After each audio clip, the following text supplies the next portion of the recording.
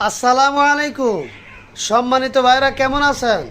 আশা করি ভালো আছেন। নামাজের বিষয়ে একটি হাদিসের তরজমা বলে শেষ করে দিব ইনশাআল্লাহ। আন নবী হুরায়রা রাদিয়াল্লাহু তাআলা আনহু قال قال رسول الله صلى الله عليه وسلم أقرب ما يكون العبد من ربه وهو ساجد فأكثر الدعاء رواه مسلم رحمه الله تعالى। ইমাম মুসলিম রহমাতুল্লাহ আলাই উনার সম্মানিত কিতাব মুসলিম শরীফে হাদিসটি উল্লেখ করছেন।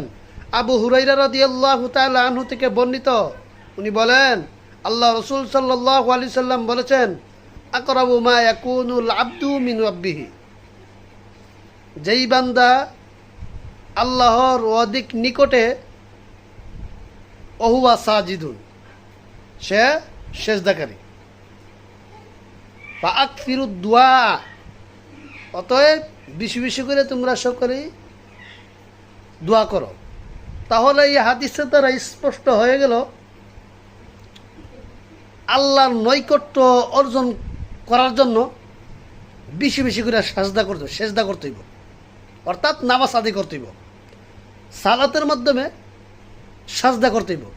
আর সেজদার মধ্যে যদি দোয়া কেউ করে, অতি দ্রুত তার সেজদা ইনশাআল্লাহ আল্লাহ তাআলা কবুল করবেন, কারণ এই হাদিস দ্বারা প্রমাণ।